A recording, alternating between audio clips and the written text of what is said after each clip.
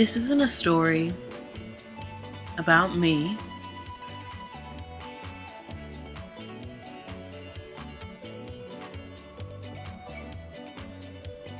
This is a story about my father.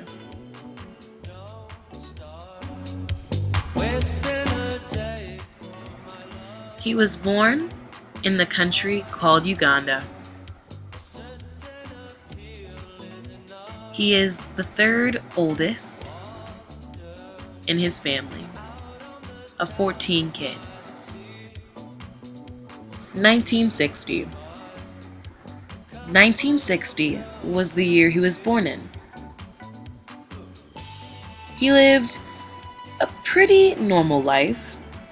You know, what is normal for an African family with 14 kids.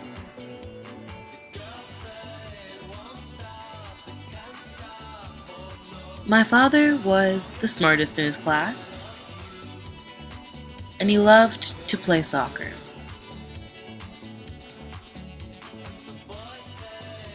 My grandfather worked in the government. He was always wanting his kids to be the best at everything. And my grandmother was the same way. She'd make sure that the kids always studied before they played. My dad tells me she never went to secondary school, but she was still a genius.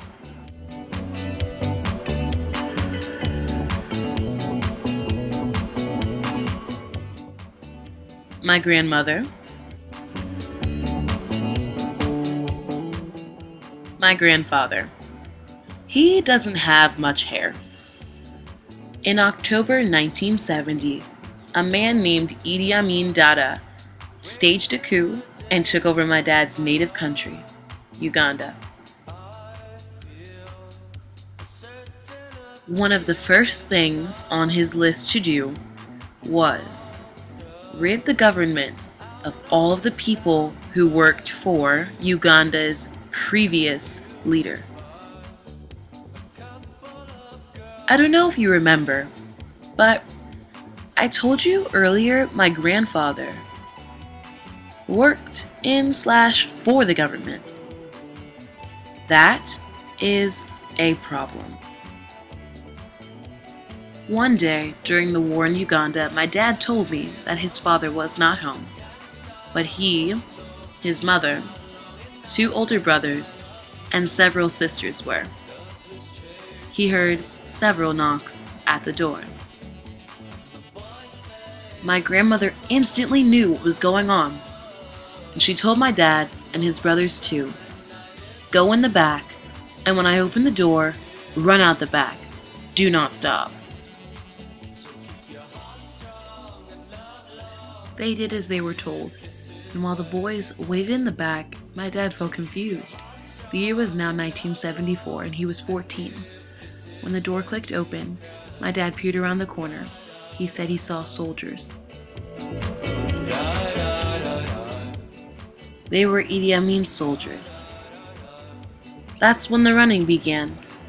My dad and his brothers quietly opened and snuck out the back door. They ran away from home and never looked back. They never returned. Uganda was not safe anymore. My father was lucky. He was the striker on his soccer team. He was very used to running. The 3 did a lot of it. They ran to the border of Kenya and Uganda. When they got there, my father's brothers did most of the talking. The 3 were able to ride in a truck across the border and into Nairobi, Kenya. My dad told me that if anyone made eye contact with the soldiers at checkpoints, they'd be taken outside and shot on the spot. Scared, my father said, wasn't the right word to describe him at the time. Terrified doesn't do the emotion justice either. My father was mortified, and he just prayed that he nor anyone else would be taken out at the checkpoint. By the time the 3 got to Nairobi, My father was in full understanding of what was going on. Because his father worked for the government, Amin soldiers came to their home with the intent to kill him and all of the sons that were in the home in order to exterminate the family line. They wandered the streets of Nairobi. They knew no one, had nothing, and absolutely could not go home. My father told me there were days when he would be so extremely hungry. He would go down to the market and just smell the food. He had no money. He couldn't buy anything. So he just inhaled the scent and imagined he was eating it. The three went to a church in Nairobi to explain their story and try and get some help. The bishop there sympathized with the brothers because he was aware of the situation in Uganda. Take him, take him! My father's brothers pushed for him to be in school because they felt he was the smartest of the three. The bishop agreed and put my dad in a high school. He went into 11th and 12th grade to make up for lost time. My father was young, but managed to be the best in his class. In 1979, the Kenyan government began to take Ugandan refugees to America. My father and his brothers all wanted to go, but only one of the three would. The bishop chose my father because he thought that he had the most potential. At 19 years old, my father traveled across the Atlantic Ocean to America by himself. He didn't speak English, he hadn't seen his parents in 5 years, and he only brought with him his documents, 1 pair of shoes, 2 shirts, and a pair of pants. When he got to America, he and the other refugees were put in an American immersion course in Washington, D.C. There, they learned English and how to drive and other fundamental things.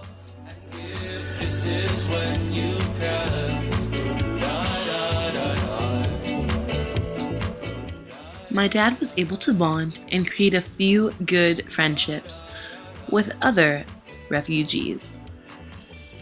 After a few years of work, it was time for the student refugees to apply to college. My dad wanted to be a doctor. His mother always told him that was his destiny. So, he looked to apply to schools with medicine. He started this journey at Youngstown State University. This was where he met my mother. She's not African. She's from Ohio. My father transferred to Michigan State University. He brought my mom along too. There he began to study pathology, but later realized that it was not for him. Later, he found cardiology was where his heart truly lied.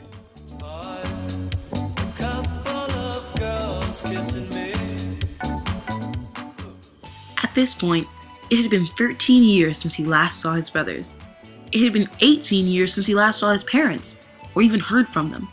So in 1992, he and my mother ventured to Africa to reconnect with my father's family. A lot had changed when my parents went back to Africa. That was expected, but he was glad to know that his family was okay and had expanded. My dad now had 2 younger brothers, born in the time he was gone.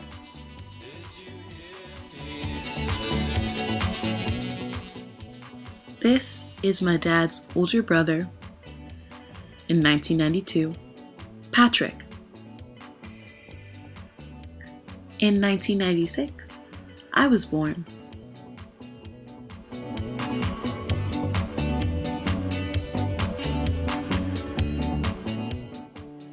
And in 2000, my father finished medical school. Now, he is a cardiologist. My father has lived an incredible life. Not only is he one of the best doctors around, he is one of the greatest dads, too.